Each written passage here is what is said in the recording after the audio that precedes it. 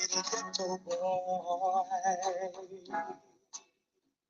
playing in the ghetto street. What you gonna do when you grow up and have to face responsibility? Will you spend your days and nights in the pool?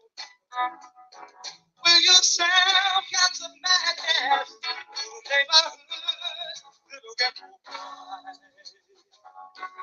You already know how rough life can be. Won't you stay? So much pain and misery. Little ghetto boy, daddy was blown away. He robbed that. Bless up one and all, and welcome to the Troy Graham Experience. I am the aforementioned Troy Graham. Interesting choice of song to open the show, isn't it? That's Brother Donny Hathaway, one of the greatest voices to ever grace a microphone. Every time I listen to a song, my spirit just doesn't matter what song it is, it just goes someplace else. I used to write a lot. I used to do spoken word. I was a spoken word artist, and I used to write a lot. And when I needed my soul to travel, he's one of the artists I would just plug in, and my soul would just be free. You know, that was one of my songs right there, Little Ghetto Boy. Probably wondering, why did you choose Little Ghetto Boy for boxing talk? Well, as you can see by the title on the thumbnail, boxing's ebbs and flows. You know, when did it come? When did it? When was it the norm to disrespect fans now in boxing? So I had to me, I feel right now that boxing is in a ghetto type of stance or era, in the sense that there's no one personality out there that captures everybody's attention. When you say who is the face of boxing, there is no face. There's faces for different things. Canelo is the face for Latinos and basically American boxing over here. International boxing, that's Anthony Joshua. More urban fans, black fans, that's Tank Davis. So see, there's no one face of boxing. You know, even the heavyweight champion is not the face of boxing. The heavyweight champion, for those of you who don't know, is Tyson Fury. One of them. The other one is Usyk, which, you know, for all intents and purposes, he's just a guy with the belts. Nobody knows who he is really, unless you're a fan of the sport. Nobody. But I want to touch on a couple of things tonight. Like, I watched. I don't know how many of y'all saw the Teofimo Lopez fight with uh, fighter by the name of Ortiz. I don't remember the brother's first name, but basically, Teo could not cut the. Ortiz was a mover, and I believe he was a southpaw also. Teo could not cut off the ring the whole fight. And this dude is, I think, 30, and he's a world champion in two different weight classes, right? Fought some of the best in the world, but could not cut off the ring. Could not. Couldn't do it. I mean, basically, Lopez won that fight because Ortiz did not put out any productive aggression. I mean, he moved and he was hitting Ortiz while he was Ortiz threw punches at Lopez and was landing, but there was no aggression behind it. And he never planted his feet not one time to say, I'm here to take the title from you. He was just like tap, tap, move, tap, tap. That's all he did. He did nothing else. Nothing. But yet, you know, I remember when Lopez, Haney, Tank, and Garcia was being branded as the new four kings of this era. And I said, nope, nope. Hold up now. You can't call somebody four kings when they haven't done anything yet. And of course, they were like, oh, you just sentimental because I see I'm in my 50s.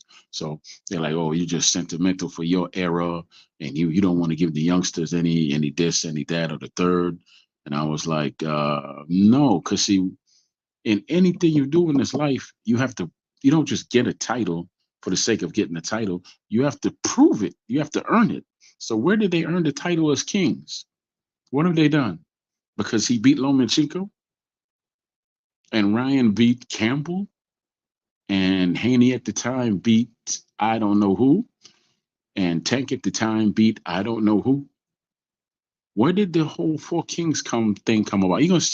I'm gonna go through a lot of different subjects while I'm on here, but where did that Four Kings nonsense come from? See, because Ray, Tommy, Hagler, and Duran, they didn't just beat each other to earn those titles. Duran was the absolute Diablo, the monster at 135. He was a pure and utter monster up there. He beat the best of the best, and he was a monster. To look in his eyes was to actually look in the gates of hell. That's how dark his eyes were. And he brought it to you every single time he entered the ring. They didn't call him Hands of Stone for no reason. Okay?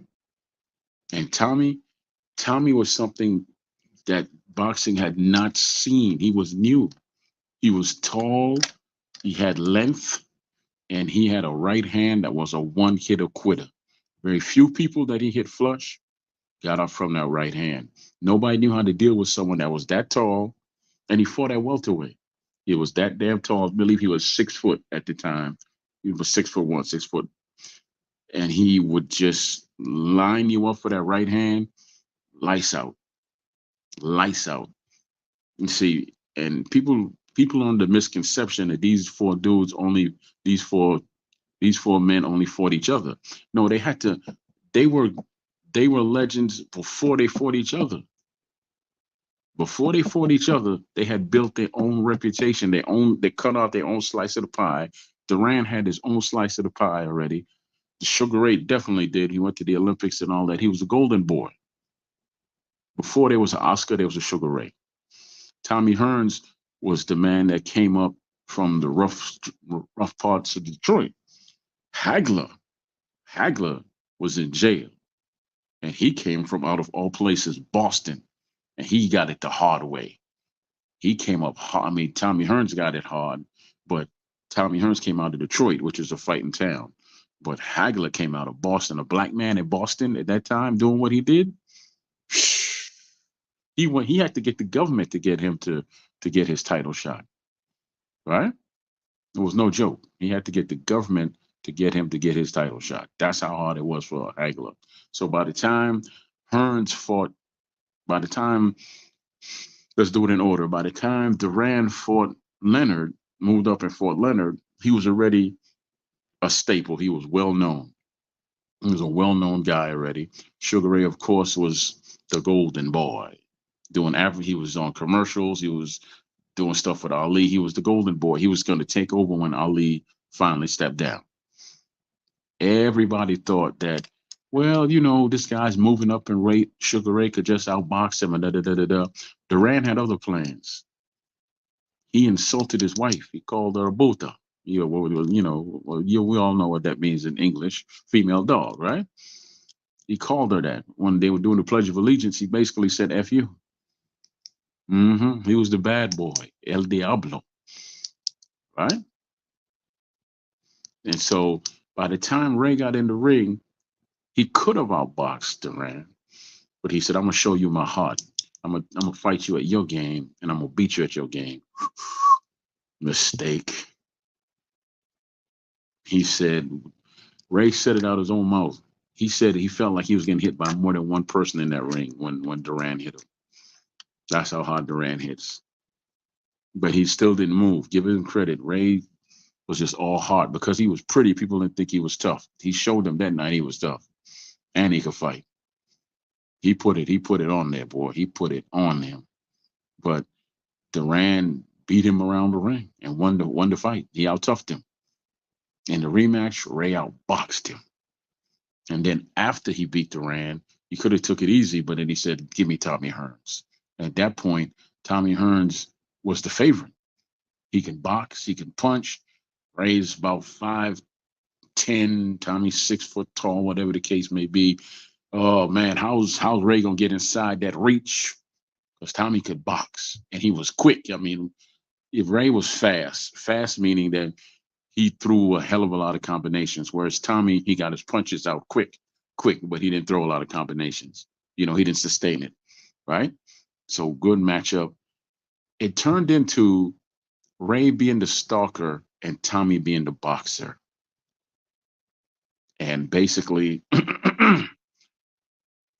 Ray took him out in the late rounds, TKO'd him in the late rounds. Years later, Ray fought Hagler, and he took Hagler out of his game. No, stop.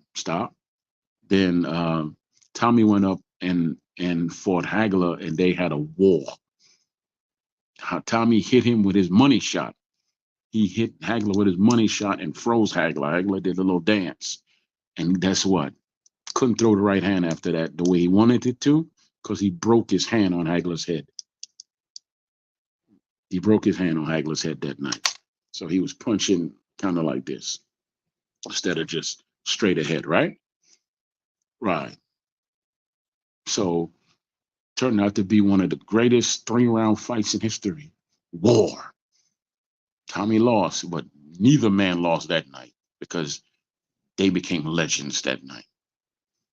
Okay? And Tommy, before that, Tommy knocked Duran out cold. Only man to ever knock out Duran. Only man to ever knock out Hands of Stone. He knocked him out on his face. On his face. Duran never asked for a rematch. Not one time. Mm-mm. Mm-mm. No, sir. No, sir. So all this happened, and these dudes were legends. These dudes were something before anybody branded them the Four Kings. They were already something in their weight division, in their prospective areas. They were something before anybody branded them something. Let's fast forward. Let's fast forward to current day. These cats nowadays, these fans brand them as great and this, that, and the third before they even do anything great. Just because you beat one fighter doesn't make you great. Doesn't make you great. You know what makes you great? Sustainability. When you constantly do it. That is what greatness is. You don't go from, okay, like James Toney. He beat Michael Nunn when Michael Nunn was at the top of his game. Right? Let's say he would have never went on to do anything else. Would he be great? No. But he went on and he beat Prince Charles Williams, Iran Barkley, Mike McCollum, Hasim Rahman, etc., etc., etc., etc. You know what I'm saying? So you can't take anything. James is legend. He didn't stop at Michael Nunn. He kept going. He kept going. I realized when I was working, when me and Major Key were interviewing people, I must have interviewed at least 4 or 5 people that James Toney beat in different weight classes.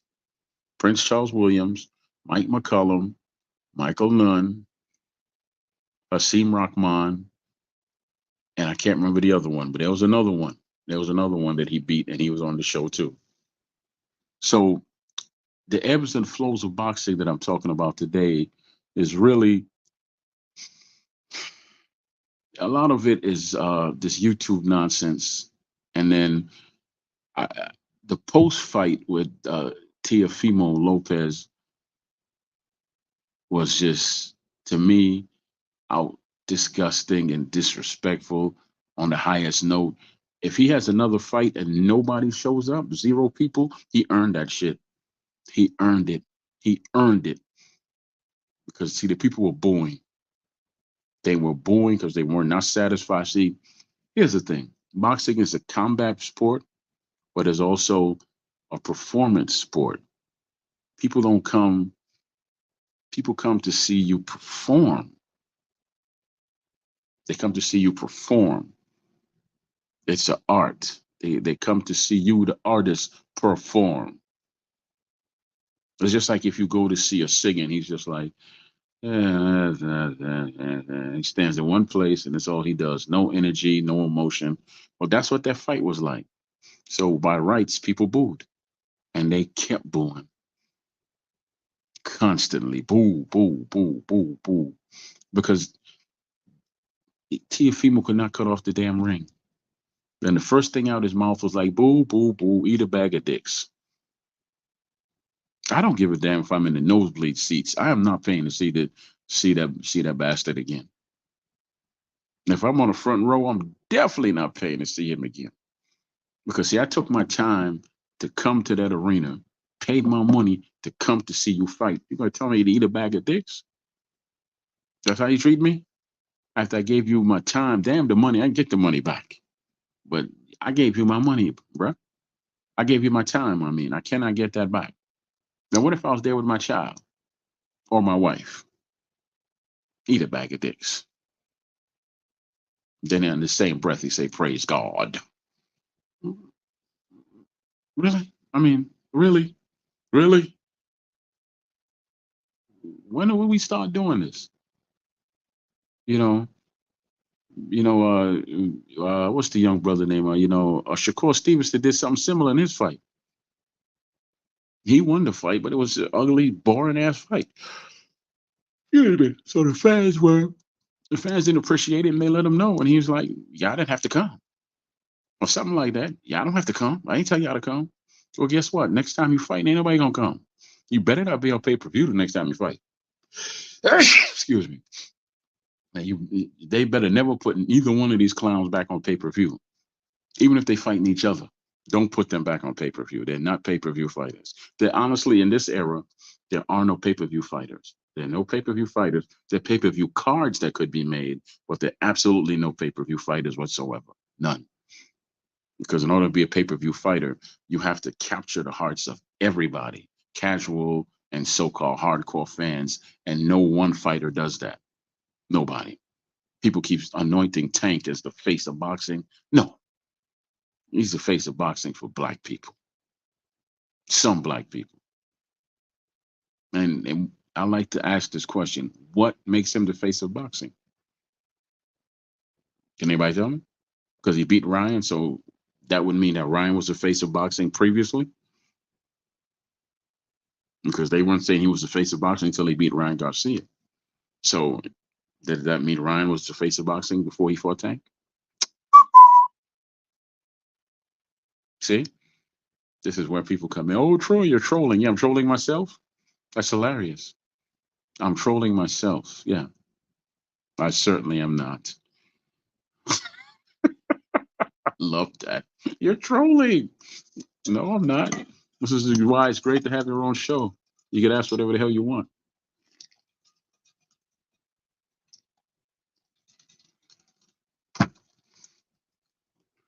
Hmm. But as a fan, a real fan of the sport, and a lot of times, man, I need to come on more consistently because my voice is more powerful than most of these cats on here. The reason why that is because I actually know the sport. I'm a student of it. I'm a participant. I was a participator in it and all that, right? So what happens is when you hear these other jokers talk nothing but drama, drama, drama all the time, and then you see these rude ass boxes, you just get turned off. Especially me. I'm not here for the foolishness. I'm not here for that. I'm not here for that. To me, boxing is one of the most honest things you'll ever do if you ever choose to do it. You know, it makes you honest because once you step in that ring, you might have a corner or the trainer and the cut man and all that, but they're not throwing punches. They're not fighting for you. You got to fight. You.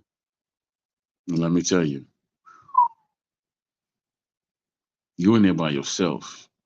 When that heart start beating and boom, boom, boom, boom, boom, boom, boom, boom, boom, boom, boom, boom. Guess what happens? You answer the question. You fight, you fold, or you fail. Which one is it going to be?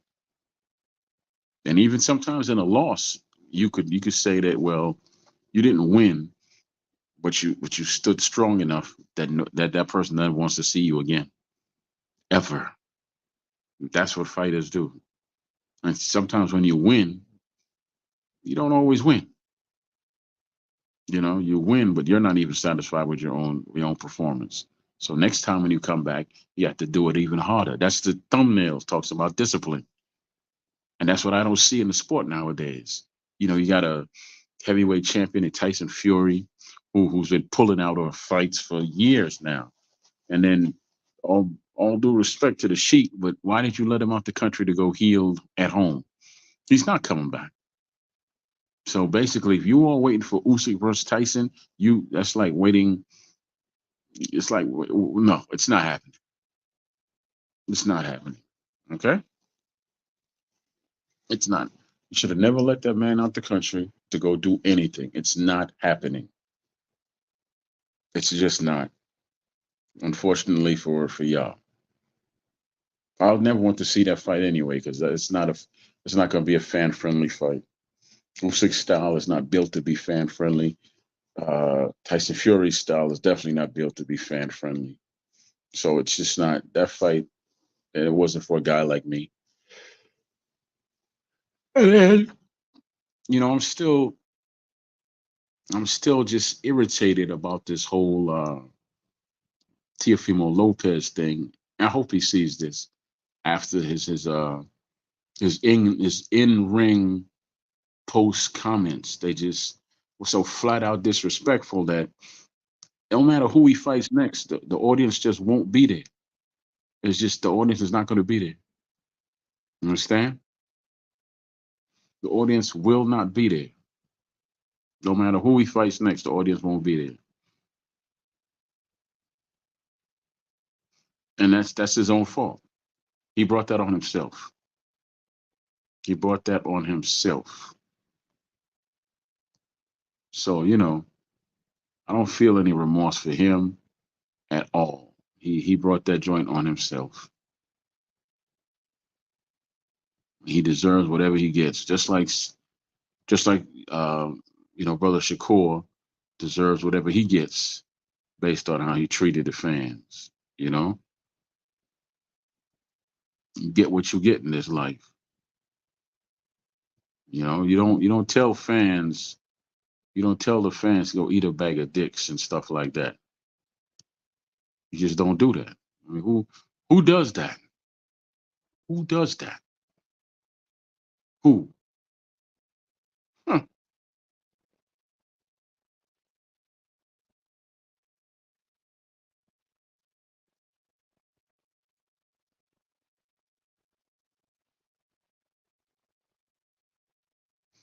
I mean, me as a fan, I wouldn't want to see him again. You know? No, sir, I would not. I mean, I pay to see you, and you're gonna tell me that, you gonna invite me to your penis? I don't think so. The hell with that. The hell with that nonsense. You have to go do something real quick. But now let's go. Let's just take it to boxing on a whole. You know, uh, then you have Tank Davis, who really. This is how I know that nobody really. When you say stuff like the belts don't matter, legacy don't matter, da da da da da da da da da da da d d d d d a b three. Um, people's resume don't matter. So how the hell do you judge your fighter then? If it doesn't matter who you fight and the belts don't matter and legacy doesn't matter, how what's the purpose of you fighting? Why are you fighting? For just money? I heard from a Hall of Famer years ago when he put his belt around my waist, that being Simon Montekia Brown. He asked me, why do you want to get into boxing so bad? I said, for the money. He said, okay, you ain't never going to accomplish anything in the sport. If that's your only motivating factor, you're going to be disappointed. Because what happens when you start losing? What happens when the tough time comes? You can't get fights. I was 17, 18. I didn't know the business like that. Right? He looked at me and he said those things to me. I was like, really, Simon? Really? I don't know. He's like, exactly. I'm fighting for something else. Yeah, I definitely want the money. I definitely want the money, the legacy, bright lights, and everything. But that's not all I'm fighting for. I want to be remembered as one of the greats. I want to be up there with Sugar Ray, with Leonard, and all that. That's what motivated him. He wanted to be remembered. He wanted to be one of the greats. When he's gone long and gone, he wanted to build a career that people could look back on and say, "Damn, this dude was great." And people, a lot of fighters today still talk about him. Hmm. But nowadays, everybody's money, money, money, money, money, money, money, money, money. That doesn't. I mean, let's be for real. Let's be for real. You know, don't always work that way, does it? No, it doesn't. Hmm. Doesn't always work that damn way. Because in sport like boxing, especially if you're a fighter, it is your job to be prepared for whenever. You can't. A lot of fighters are saying, "Well, they only gave me 2 months to train." Fighters have taken fights on 2 weeks' notice. What do you mean 2 months? Your job is to stay in shape. That's part of your career. You out of shape, that's on you. You miss out on opportunities, that's on you. I don't like running. Well, that's part of what you have to do. I mean, what's going on, man? I love to throw around the word great in this sport. I don't, not a lot of, how do you think Terrence Crawford became Terrence Crawford? He does all the dirty work. He does all the dirty work. And he's ridiculously selfish and determined. When I say selfish, selfish in the sense that he knows he has to stay away from certain things he might want to do. He might want to be with his wife all the time, but hey, I got to go to the gym. He might want to play with his kids every day and eat and get fat between fights. Hey, but I got to stay in shape because I don't know when that call is going to come next. And when it does come, I don't want to have to lose weight and then get into shape because that makes camp even harder and that takes more out of me. That's how you shorten your career. So what does he do? He stays in shape. Hence the term ring rat. He don't go out drinking and driving, you know? And it doesn't do any fighter any good if you keep putting him in setup fights, PBC. You keep putting your fighter in setup fights, and then you say, well, you the A side, and we don't accept no deals from no B side. That's just stupidest shit I've ever. That's stupid. Someone wants to negotiate with you about a fight, hear them out. You don't run around saying, keep my fighter's name out your mouth. Huh? What is that all about? I thought this was a fight game, not the front game. What is that all about? Keep my fighter's name out your mouth. And the Charlos just need to pack it up and get out of boxing. They just need. I mean, you get slapped in the face by Plant, and you still haven't set up a fight yet with him. That would have sold. That right there, he set you up great. He slapped you in your face in front of your wife, and you still haven't set up a fight to fight him yet. I thought you the Charlo twins. We don't duck no smoke. We all about that action. Somebody pulled your card, huh? Guess you're not about that smoke, huh? I smell phony. And the other twin, I'm all about that. I'm tough. I'm tough. Yeah, you weren't so tough fighting Canelo. You the one who said you the bigger man, which you were. Where was your bigger heart? Hmm? The heart of a grape. Them two just need to just go away. And how the hell is he still holding the belt after 2 years? And Boots Ennis, okay, you got the championship. When's your next fight? Hello. When the hell is your next fight? You the champion now. You got the belt. Okay. When's your next fight? Because clearly Crawford is not coming back down to 147. So when is your next fight, Playboy? See, and that's what this is all about. Fighters are not being built in a certain. Okay, Anthony Joshua didn't become Anthony Joshua overnight, and he didn't become Anthony Joshua because they put him in with fights that just made him look good, but were safe. They built him. They built him, and he came through. They put him in there with Klitschko at a very young age. He came through. They put him and White together, very young, early parts of their career. He came through. They put him in there with another undefeated guy, and for a championship, he came through, right? And that's how he's built. Sure, he lost to Usyk twice. Sure, he got beat by and Andy Garcia, right? Or whatever his name is, Andy. But even after the loss, he's still up here. Andy is still down here. He didn't do anything with it, and that's what I spoke about before. Greatness is consistency. You don't come into a rematch 283 pounds because that shows that you have no respect for what you do. And these are the ebbs and flows that we're talking about. You won the fight. You were so dedicated, so hungry to win the fight that you went out and you beat the man. But where was that drive in a rematch? 283 pounds? Why don't you just come into 300? To hell with it. Then you crying about a rematch, a third fight. If I was Joshua, I wouldn't even listen to you. Your name would mean nothing to me. Nothing. Deontay Wilder's out here saying he wants all the smoke. Well, you had a fight set up with Zhang. Why don't you take that fight? Whoops. You had a fight, a contractual fight, if you won, to fight Joshua. Why didn't you put out any energy in the ring to win? Because you look lackluster. Where was all that smoke you talking about in the ring with against Joseph Parker? And please, Wilder fans, shut up.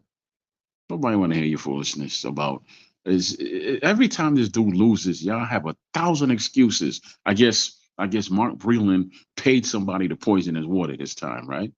This Mark Breland fault. Hmm. You all are some dumb, the most dumbest, ignorant MFers I've ever come across in boxing. Can't stand none of y'all, and I mean that.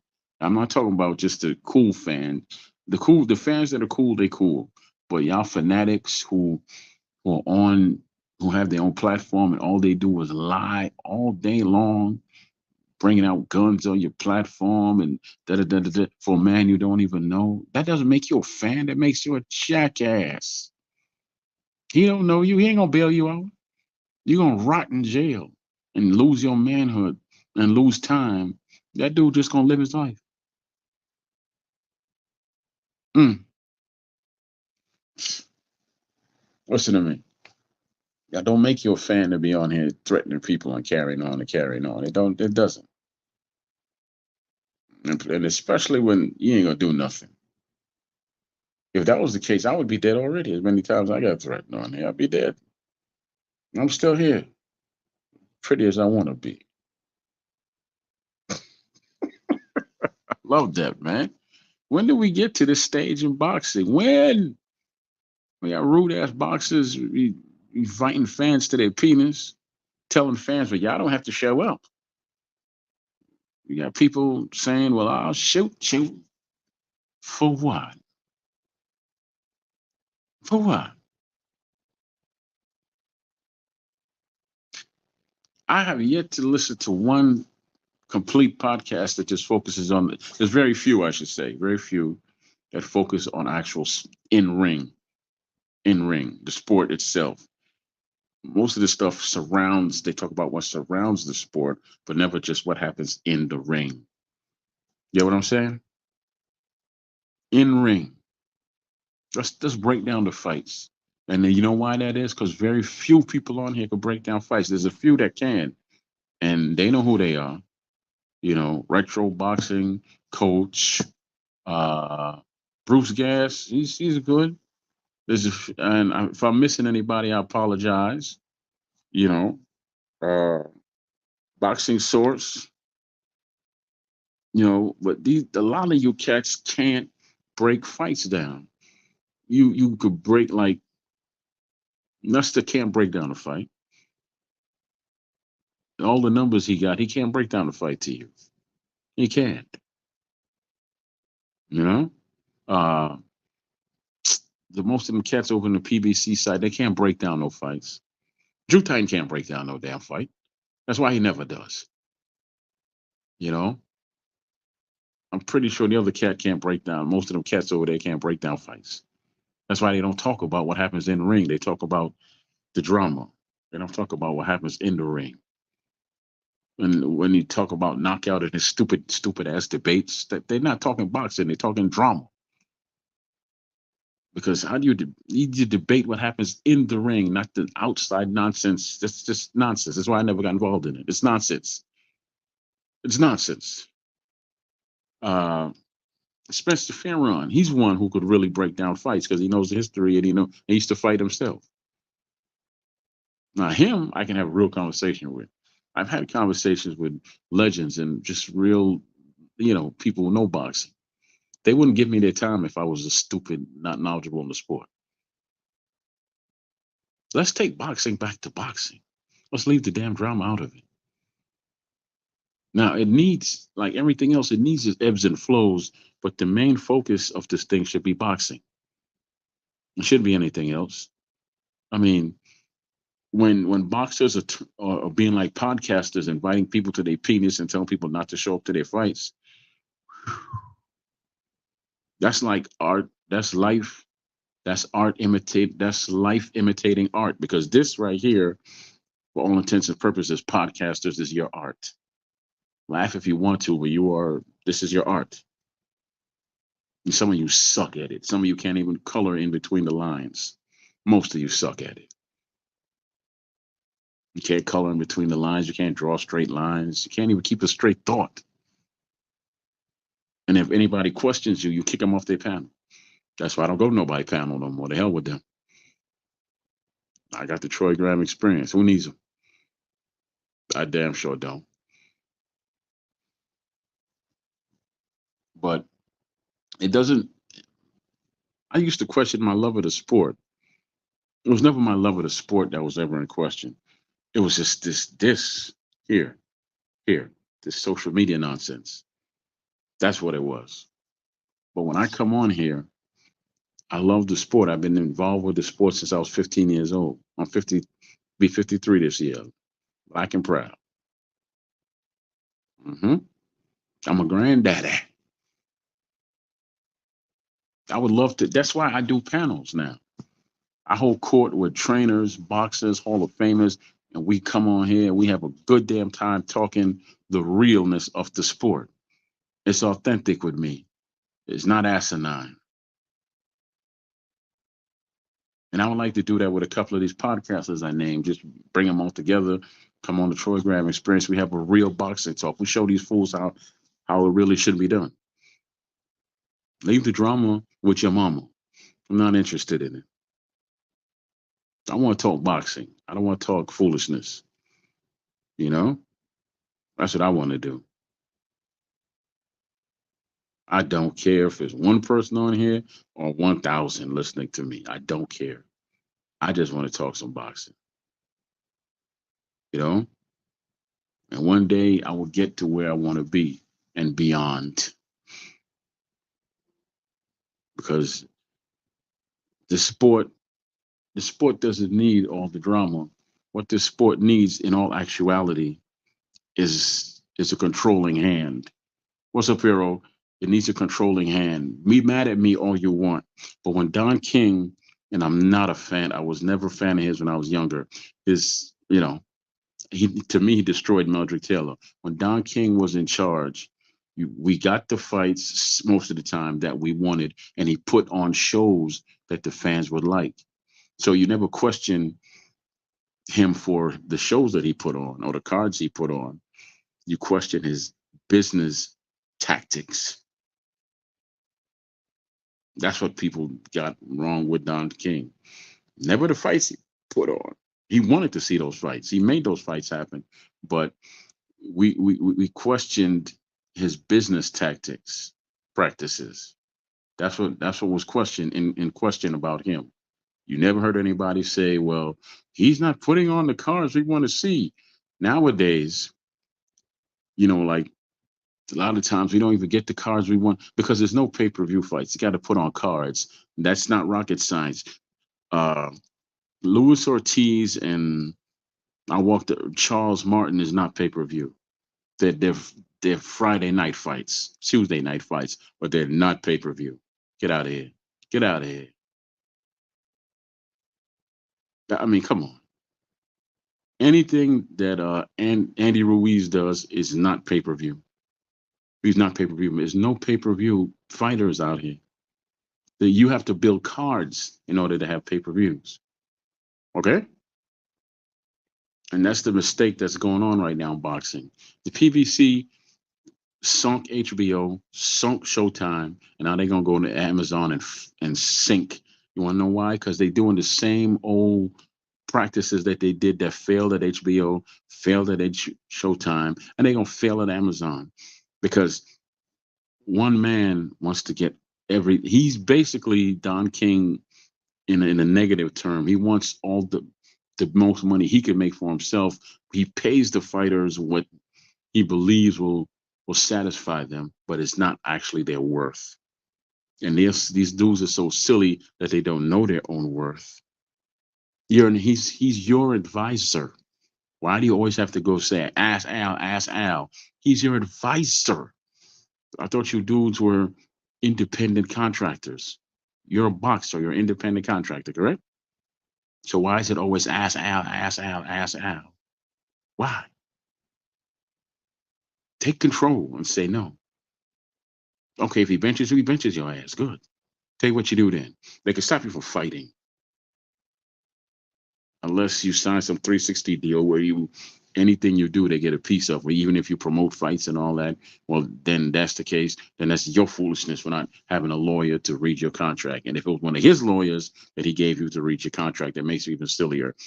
These stories have been out here for decades now. So you should know to have a lawyer. Okay? Yeah. That's the ebbs and flows in this sport, man. That's what it is. That's what it's all. That's what it is. And the reason why we as fans don't get what we want is because we tolerate too much. We tolerate too much. And then of course you have the paid agents out here on social media talking about how well this is the way the sport is. It's a niche sport. There ain't no damn. Let me tell you something. Boxing has never been a niche sport. Boxing was one of the top sports, and it should have been one of the top sports. You podcasters, you dummies, have come in and you spoke that into reality. That's why they keep putting cards like this on because they have guys like you pushing the narrative saying it's a niche sport, it's a niche sport. Was it a niche sport in the 80s? Was it a niche sport in the 90s? How about the 2000s? No, it wasn't. All of a sudden now it's a niche sport. No, you're the niche sport. The podcasters, the ones that are paid off, the ones that are paid flunkies that are getting paid by so and so and so and so. Deontay Wilder's time is up. Spencer's time is up. Now they all gravitating the tank now, right? Some of them are gravitating the tank, some gravitate the Haney. Okay, this is a new generation now, right? Because those two dudes, their time is up. It's done. And that whole pro-black BS that y'all were pushing, Look how dark I am. I was never part of your pro blackness, was I? No, I was not. You didn't invite me to be in either once you heard me speak either. No, you didn't. So how are you pro black with only certain people? You pro stupid. You're stupid. That's what you are. You're just friggin' stupid. The fans could actually have more control of the sport if they stop listening to a lot of these podcasters and letting them fill the airwaves with things like it's a niche sport. It's not no damn niche sport. That talk didn't start until recently. I've been into boxing for 38 years of my 53-year life. I never heard niche sport until recently because if you push a lie over and over and over again, somebody will accept it as the truth. And that's what they're doing.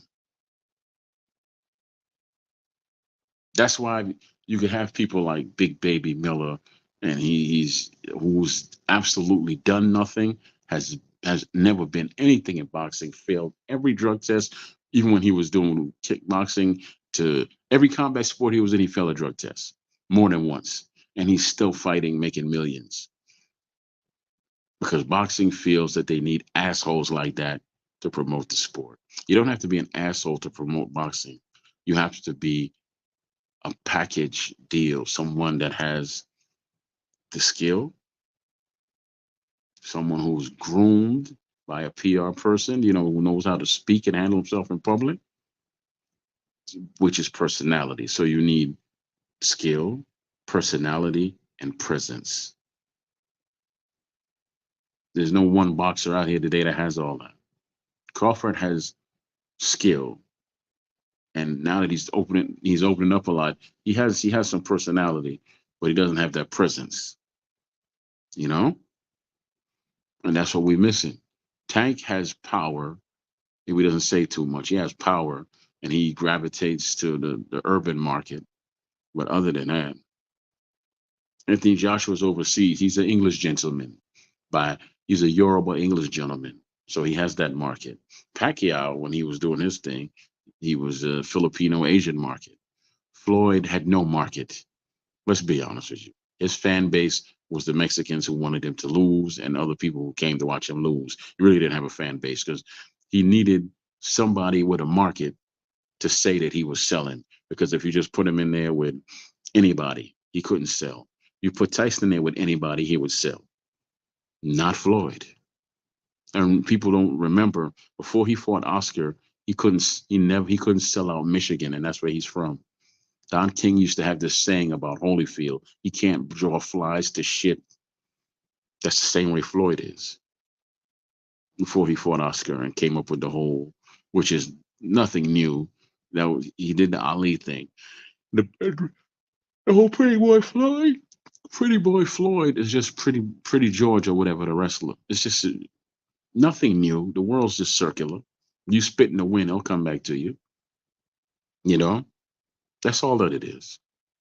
That's all that it is, brothers and sisters. That's all that it is. Because he's not a pay-per-view star.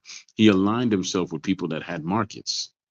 And then the numbers, people want to see him lose. So those who want to see him lose came out, and and then the other people bought in the real ticket sellers, their own market. So it gave him the presence of being this ticket seller. He was not. You take away those Latinos he fought, those Mexicans, and they fought on Cinco de Mayo. Would he have sold the same? Okay, so he fought Shane. We fought Shane in L.A. and Shane was doing good at the time. So Shane is from L.A. How come he didn't sell like that when he was fighting Berto? Why didn't he ever fight Vernon Forrest? A lot of different fighters out there he could have fought. Mm-hmm. Never fought Khan, which I never understood why he didn't even fight Khan. Khan had a country behind him, and he was a Muslim, and I mean, but he had that speed and that movement that wasn't complementary to Floyd's style. Notice that when Floyd fought, he fought all the fighters he fought did what? Came at him. They weren't boxers and movers. Khan was a boxer and a mover. So that's why he never fought Floyd, because Floyd, he was too fast. And he was annoying. It would have been an annoying fight. Mm-hmm. Mm-hmm. So y'all could fall for the whole smoke and mirrors thing. I'm not. Tyson Fury, same thing, smoke and mirror. I hate the comparisons between him and Ali, simply because he's 6'8" and he moves a little bit. That doesn't make you Ali. But so he could walk. The fact that he's 6'8" and he could walk around the ring, that makes him Ali.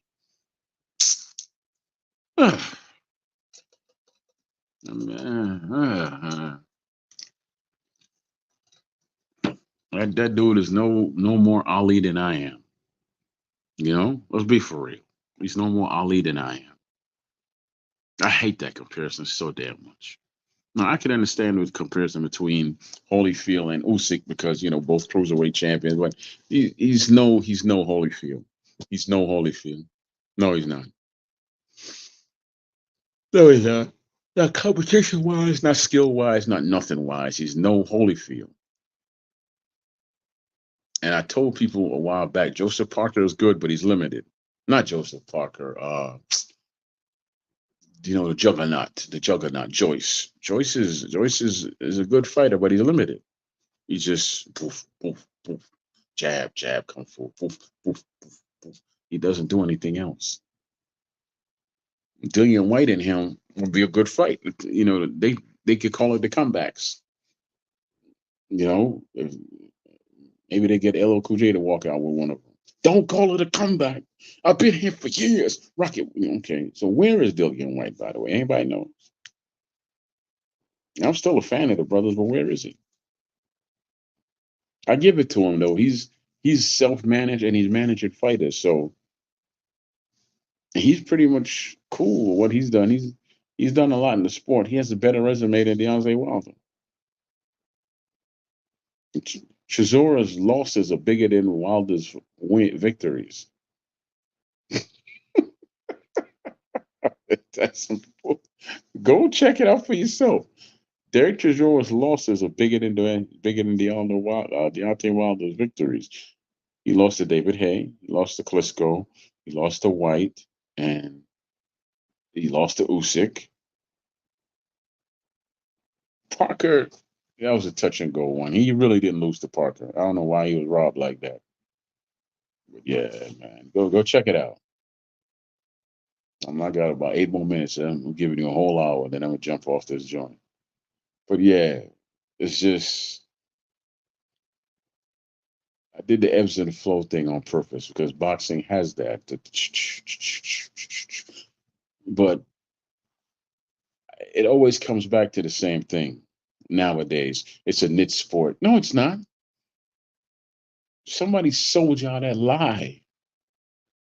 Niche sports don't put you in front of the world.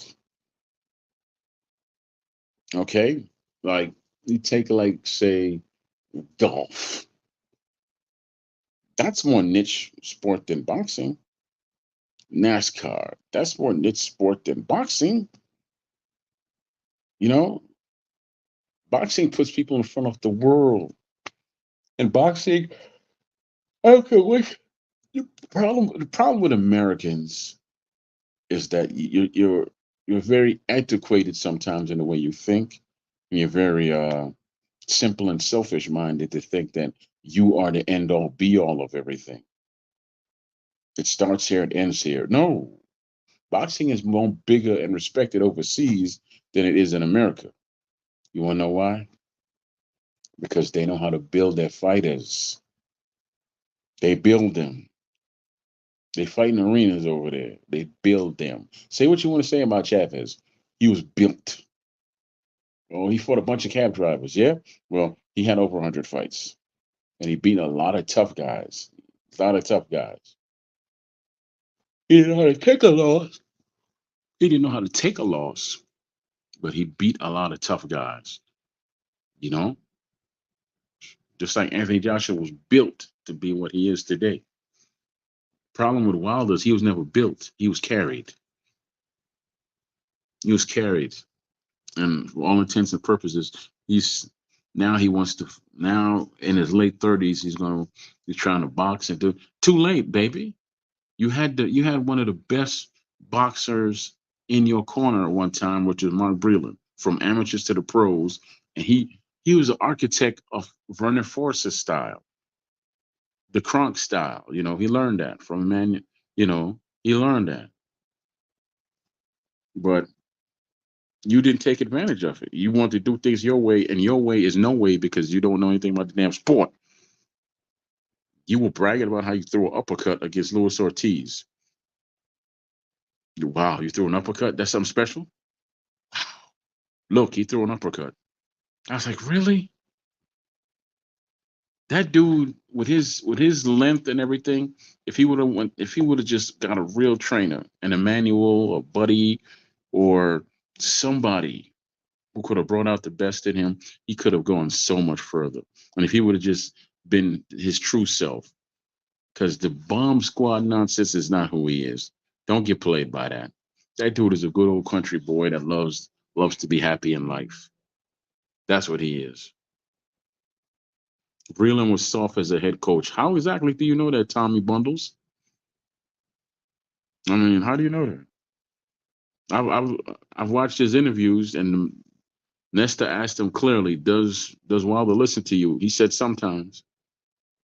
You can't force a fighter to listen to you, and if you're soft, you don't survive in Kronk Gym, and you don't survive in the sport if you're soft. So I don't. How do you know that he was soft?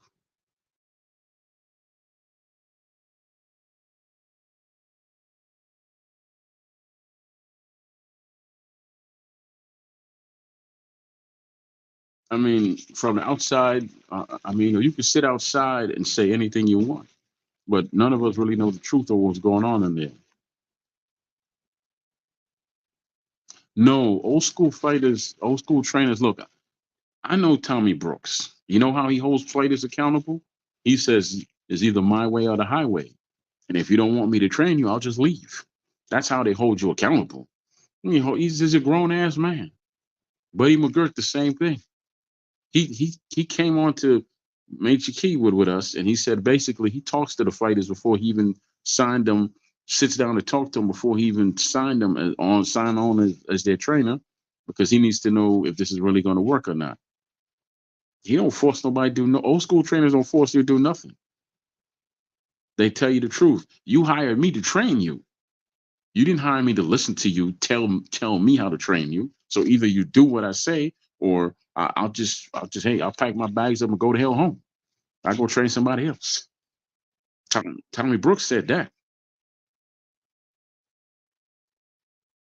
Tommy Brooks said that one. And ain't nobody living right now, I think, got more has trained more champions and Hall of Famers than Tommy Brooks. Okay?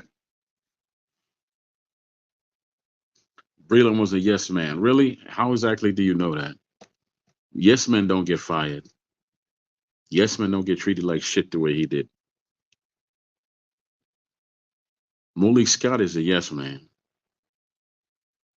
From the time he took a dive for Wilder to what he's doing currently. He even said it when they asked him, "Would you throw in the towel like Breland did when he told you not to?" He said, "No, I wouldn't. I would let him go out on a shield." Breland threw in that towel when he was told not to, because you know why? Because Breland's a fighter, and he saw what was going to happen to him. And Breland's also a compassionate human being, and Breland also has his own damn brain. So threats to fire him. If he was a yes man, he wouldn't have thrown that towel in. He would still be in his corner, and Wilder would have been more damaged than he is already. Okay, so I can't say that. I can't agree with you on that. You know, because I never liked the way he did Breland. Never, never. You don't do that to a man like that. He didn't have nothing but your best interest at heart. He made sure you live to see another day, to see that beautiful family of yours, and that's the way you treat the brother. That's the way you treat that brother. Now you have this man in your corner that says he would let you die in the ring because that's what you want. The whole purpose of a trainer and good people around you is to save you from your damn self, especially in a sport like this. And that's what I've heard that out of Buddy McGought's mouth. Real people who love you, trainers, managers, help you save yourself from yourself. That's what they do.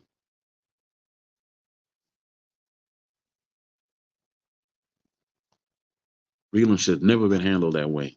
Nobody should have been handled that way. But see, the thing is, Wilder tarnished Wilder tarnished his own name by how he handled Breland. He tried to tarnish Breland's name.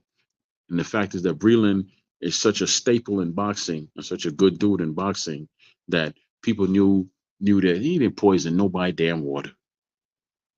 He didn't do nothing wrong to that boy. Nothing. You know?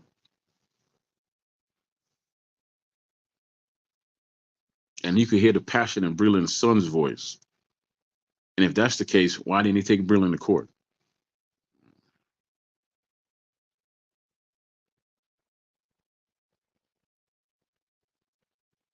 It honestly, it wouldn't have mattered. First of all, Breland, you the fighter hire trainers. You know the link is right there in the chat if you want to jump on there, Tommy. Fighters hire trainers. Trainers don't hire fighters. That's why that once he fired Breland, and Breland was never his head trainer. JD's was a car salesman. The dude who knew nothing about boxing.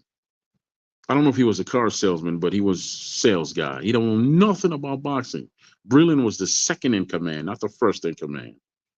And you don't have to really be vocal. You have to have a plan, and you have to vocalize your plan. But not all people are vocal. Action. Some people are action people. Say do this, do that, do that, do this, and that's it. They don't stay on you. You know.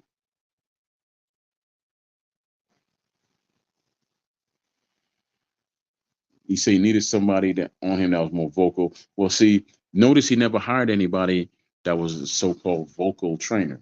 Did he? He would never hire Tommy Brooks. He would never hire Buddy McGirt. He would never hire anybody that's going to tell him, you hired me to be the damn trainer. I'm not here to listen to you. You're supposed to be listening to me. He would never hire of somebody like that. Never. And why do you think that is? Because he wanted to do it his way. And he ain't no damn Frank Sinatra. He did it his way. And how good did that turn out for him? The only time he didn't do it his way is when he was negotiating, when there was $100 million on the table to fight. And he said, nope, not going to accept that. Got into his head that look, we could get you more money if you fight Tyson Fury. We probably get 200 million. Stupid. Then they came back with over 100 million, 120 million or whatever. He still didn't take that. Let me tell you what. Any advisor that tells me not to take $100 million for 3 fights, he ain't my advisor. He's not my advisor no more. Any manager that tells me not to take $120 million for 3 fights, ain't my damn advisor no more.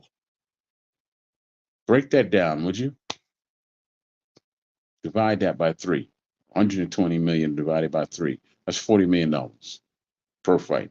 Even after taxes, let's say taxes take half and then you pay out whatever 30, the other taxes take half and then you pay another 35% out to the management, promoters, and hanger-ons, right?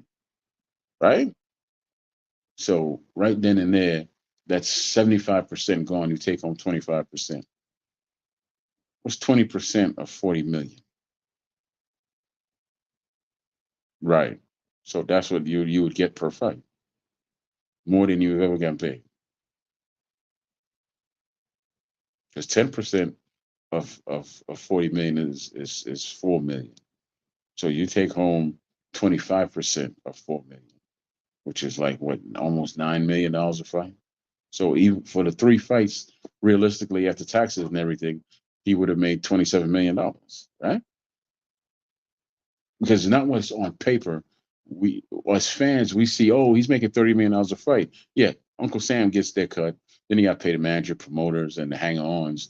That's basically 75% of your money gone right there. So you're only taking home 25% or 20. Even still, $9 million fight times three. That's $27 million. That's life changing money for, especially if you live in the South. You live in the South. $27 million is a lot of damn money. Hell, for anybody that doesn't have, that knows how to, that's 27 million is a lot of damn money. You know what I could do to $27 million? I could live off five. Shit, I could live off three. The way I live, I could live off three. You know that? I live off 3 million and put the rest of it away. Damn that. I go buy some land. I'm gonna live in a condo, but I'm gonna buy some land and I'm gonna parcel it out to my children. Let them and help them build houses on it, right? And then I'll invest some, and then you'll never see me ever again. This old beautiful black man, you won't see me again. I'll be a ghost.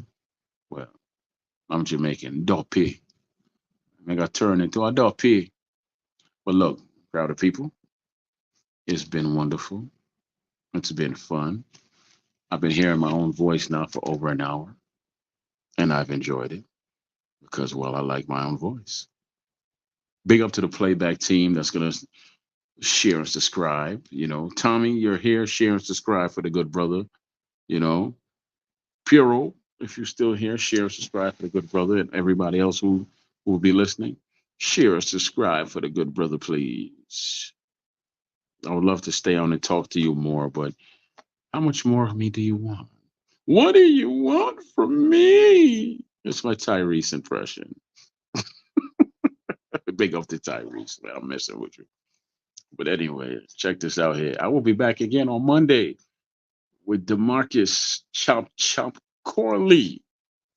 And then I'm coming back on Friday with the hot middleweight prospect from out of DC, Troy Isley. And somewhere, maybe on a Wednesday, I'll do something else. But so far this week, Chop Chop is coming up to talk about boxing and the life after boxing as an entrepreneur, father, chef. And then Troy Isley is coming up. He is managed by one Jay Prince. Rap a lot, baby. So he's coming on to talk about his career in boxing, and you never know. Jay Prince might be sitting next to him. Check it out. All my shows start at 8 o'clock Eastern Standard Time. So Monday, 8 o'clock Eastern Standard Time. Friday, 8 o'clock Eastern Standard Time. I'd appreciate your presence.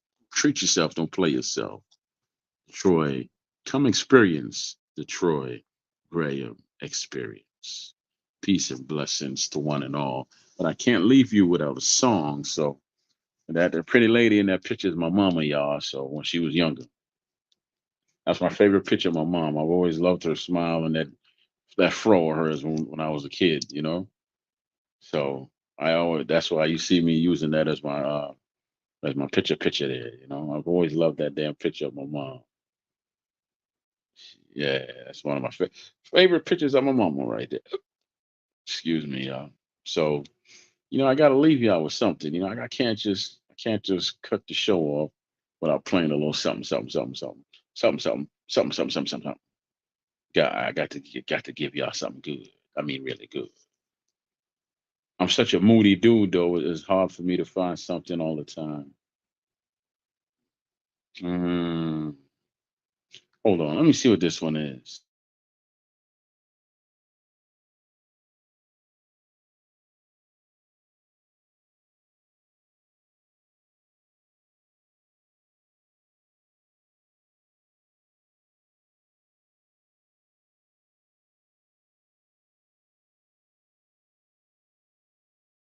I'm gonna leave you with this one.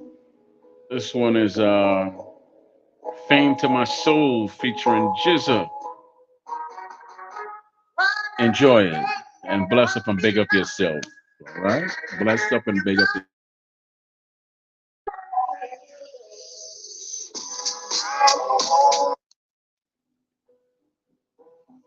Listen to the first couple of words in the song. One of these days, you're gonna look for me and I will be gone.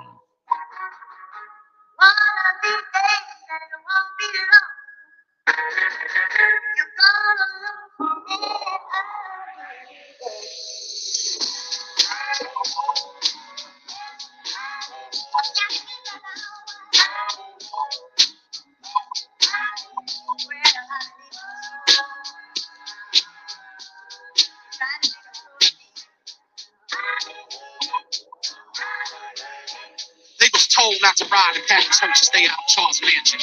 Abraham Lincoln through the Todd Richard Mansion. Willie's reading the map of the spot showing. On his left, George Burns of Blood, William Tolton.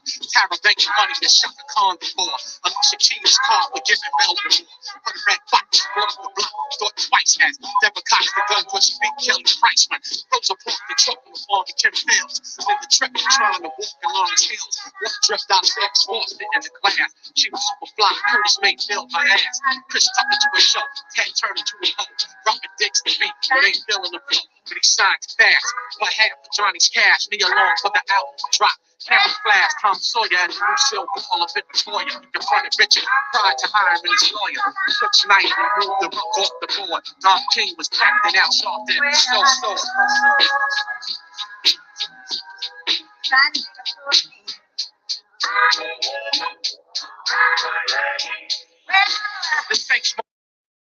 Bless up one and all. Thank you for coming out.